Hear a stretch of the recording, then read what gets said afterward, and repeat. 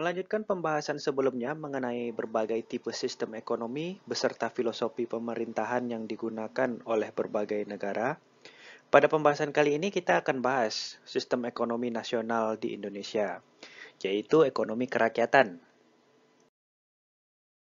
Ekonomi kerakyatan dapat kita kutip dari Mubiarto. Ini merupakan sistem ekonomi nasional Indonesia yang berasas kekeluargaan, berkedaulatan rakyat, bermoral Pancasila, dan menunjukkan pemihakan yang sungguh-sungguh pada ekonomi rakyat.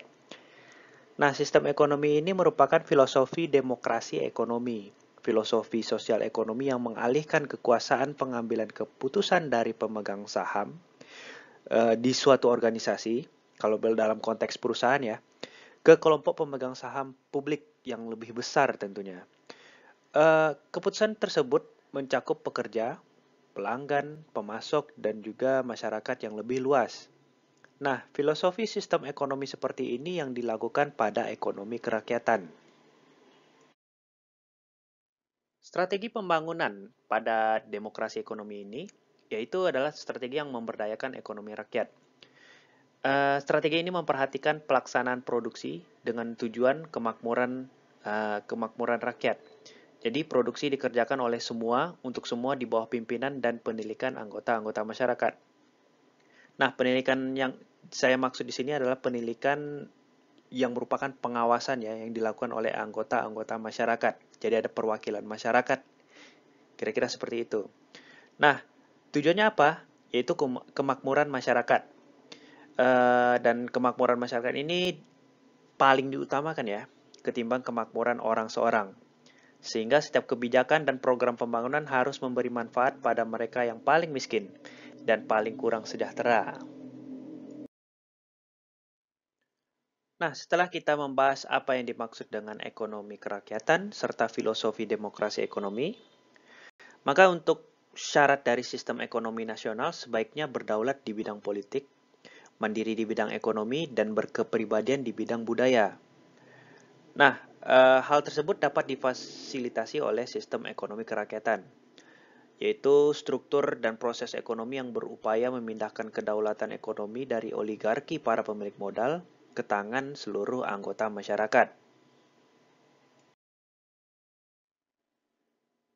Yang menjadi dasar dari sistem ekonomi kerakyatan tentunya adalah dasar negara Indonesia, yaitu Pancasila. Kemudian dasar sistem ekonomi ini ada pada pasal 33 Undang-Undang Dasar 1945. Disampaikan pada undang-undang tersebut bahwa perekonomian disusun sebagai usaha bersama berdasar atas asas kekeluargaan. Cabang-cabang produksi yang penting bagi negara dan yang menguasai hajat hidup orang banyak dikuasai oleh negara. Seperti bumi, air, dan segala kekayaan yang terkandung di dalamnya dikuasai oleh negara dan dipergunakan sebesar-besarnya untuk kemakmuran rakyat. Perlu kita perhatikan pada pasal ini adalah adanya istilah asas kekeluargaan dan istilah dikuasai oleh negara. Asas kekeluargaan itu ialah koperasi, konsep yang dikenalkan oleh Muhammad Hatta. Asas kekeluargaan ini adalah istilah dari Taman Siswa untuk menunjukkan bagaimana guru dan murid-murid yang tinggal di dalamnya hidup sebagai suatu keluarga. Nah, itu pula lah yang nanti hendaknya diharapkan Muhammad Hatta ya, sebagai corak koperasi Indonesia. Kemudian, ada istilah dikuasai oleh negara. Nah, ini harus diartikan mencakup makna penguasaan oleh negara dalam arti luas yang bersumber dan diturunkan dari konsepsi kedaulatan rakyat.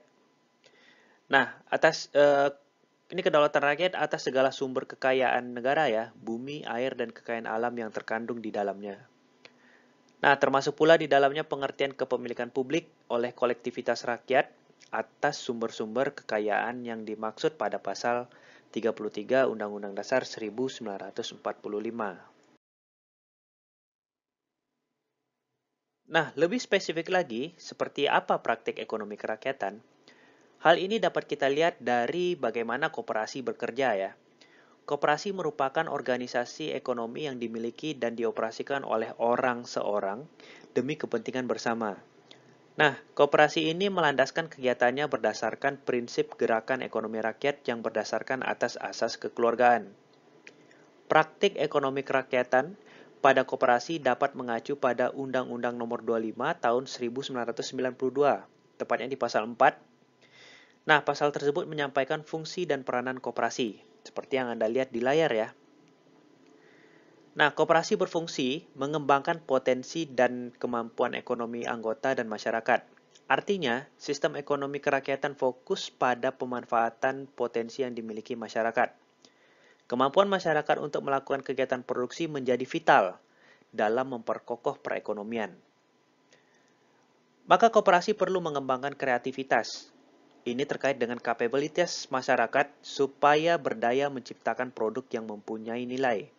Maka di sini dapat kita lihat terdapat keterkaitan antara ekonomi kerakyatan di Indonesia dengan pertumbuhan ekonomi kreatif. Ekonomi kreatif itu basisnya creative class, yaitu orang-orang yang kreatif. Dan ekonomi kerakyatan mampu mengakomodasi ya, serta memfasilitasi pengembangan kreativitas. Bila kita mengacu kepada pasal 33 Undang-Undang Dasar 1945. Nah, seperti apa aplikasinya kreatif ekonomi yang berbasis sistem ekonomi kerakyatan? Pertama, memungkinkan masyarakat memanfaatkan potensi daerahnya masing-masing. Contohnya pertanian yang disupport ya, yang disupport dengan human capital development di bidang IT. Jadilah pertanian lokal dengan kegiatan usaha taninya yang mengaplikasikan Internet of Things atau artificial intelligence. Jadilah potensi pertanian yang menerapkan smart agriculture. Nah, pemberdayaan masyarakat untuk menjadi kreatif class tidak harus melalui institusi pendidikan yang mahal dan formal gitu ya. Jadi creative knowledge dapat disampaikan melalui bermacam media. Di mana saja kita dapat berkontribusi mengembangkan ekonomi kreatif. Misal melalui pengabdian masyarakat oleh Universitas Riau atau melalui aktivitas mahasiswa pada kegiatan kuliah kerja nyata. Berbagi video di media daring pun dapat menjadi salah satunya ya, sehingga video kita dapat diakses secara gratis oleh publik. Banyak cara-cara lainnya untuk meningkatkan creative knowledge. Nah, dengan begitu, industri kreatif skala mikro, kecil, dan menengah akan bermunculan. Dan ini dapat dimulai dari space kecil ya, seperti ini, di dalam ataupun di halaman rumah misalnya. Sehingga nanti bermunculan bengkel-bengkel kreatif yang menghasilkan produk bernilai ekonomi dan tentunya memanfaatkan potensi lokal. Sehingga ada ciri khas dari masing-masing daerah. Nah, dengan begitu tampaklah benang merah ekonomi kreatif dengan ekonomi kerakyatan. Dan kita akan bahas ekonomi kreatif dimulai pada pertemuan berikutnya. Sebagai permulaan, ekonomi kreatif adalah konsep baru yang berkaitan dengan kreativitas, budaya, ekonomi, dan teknologi di dunia kontemporer. Ekonomi kreatif didasarkan pada penggunaan imajinasi kreatif untuk meningkatkan nilai ide. Nah, John Hawkins menyampaikan konsep ini menggambarkan sistem ekonomi di mana nilai didasarkan pada kualitas imajinatif baru, bukan merupakan sumber daya tradisional yang seperti ekonomi pada umumnya ya, yaitu memanfaatkan land, labor, and capital. Nah, pertanyaannya, siapa pelaku yang imajinatif dan mampu mewujudkannya? Yaitu faktor produksi yang keempat, entrepreneurs.